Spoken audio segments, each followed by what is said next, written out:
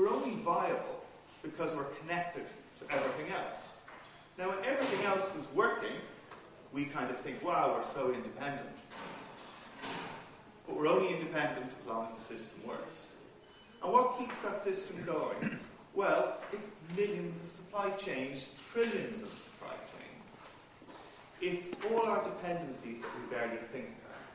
Think of the big things we rely on, not just ourselves, but our society. Telecommunications networks, our electricity networks, our financial and banking systems, our water and sewerage, that sort of thing that has done more to allow more people to live than anything else on our planet. Water and sewerage, boring in the background, but absolutely necessary.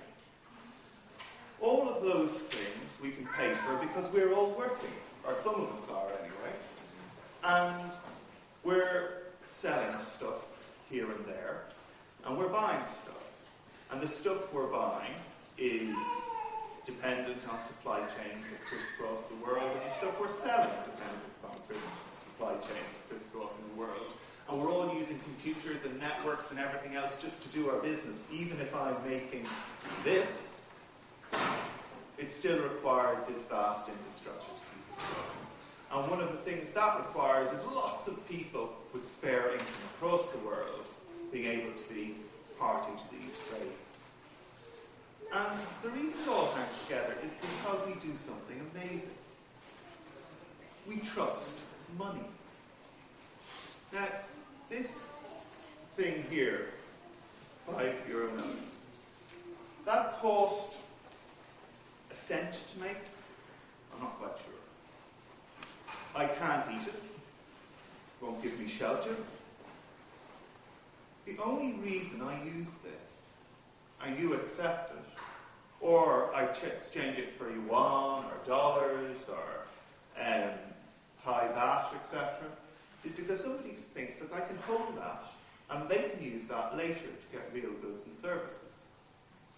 So this whole system works because we trade something of no intrinsic value, but something because we have shared trust in the stability of the future of systems that people accept. Now, if you remember in Zimbabwe a few years ago, they had hyperinflation. Money printing out. They were trying to pay things. It's a great way. If you want to pay off all your debts, you just get a printing press. And you go, shh.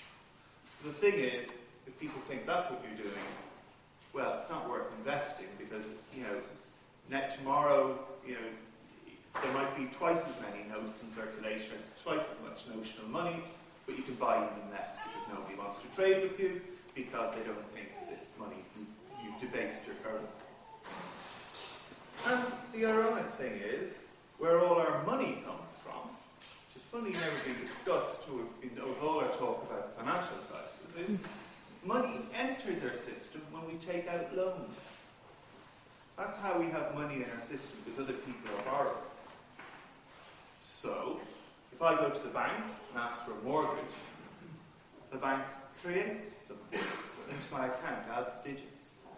And then, whoever sold the house puts that into their account and buys a holiday, etc. And so, supposed money starts entering the system. That's how our banking system works. But it means that all our money is backed by credit. Okay, it's an obligation to pay back somewhere else in the system, with interest. Now, let's put all of these things together.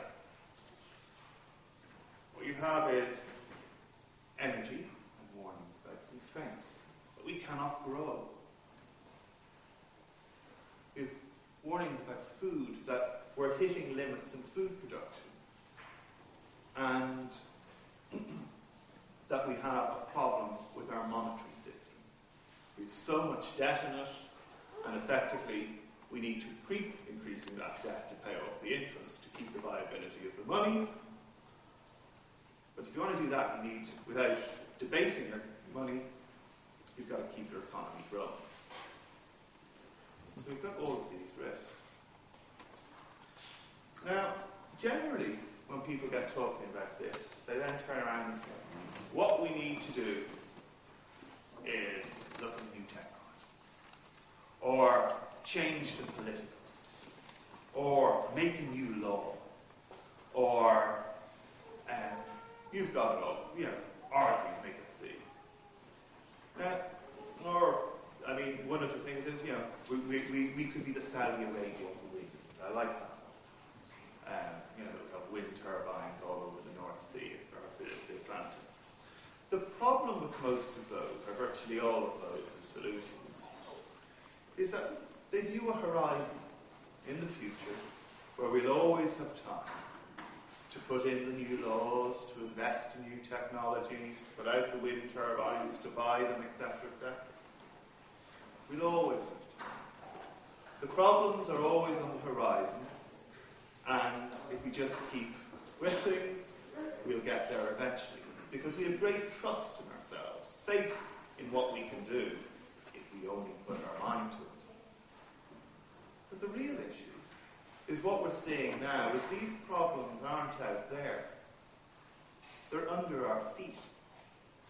And what we're seeing in the world now, with higher energy prices and higher food prices, and the political and social revolutions that are coming out of them, that are starting to happen, is this abstract idea of peak oil or food and all of these things out in the future are starting to make themselves present in the midst of our real world and our real economy.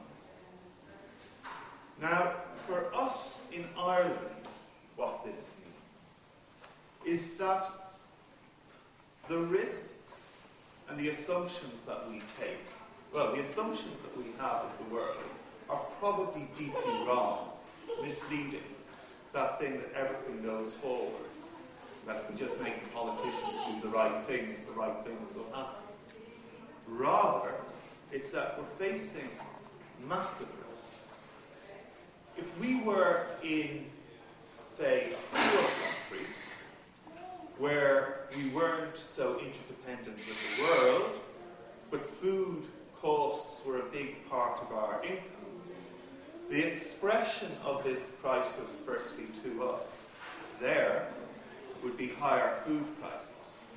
So rather than paying 50% of our income on food, we're paying 55, 60, etc., which makes things very hard to throw on the bread line, causes revolutions.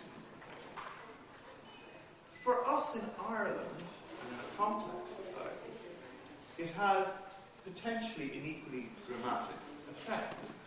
Even though we spend only a small amount of food, a small amount of energy, for us our problem is, if food and energy constraints, if food and energy prices rise, they squeeze out discretionary consumption. Discretionary consumption is all the things like going to restaurants, going to the cinema, having a holiday, etc., etc.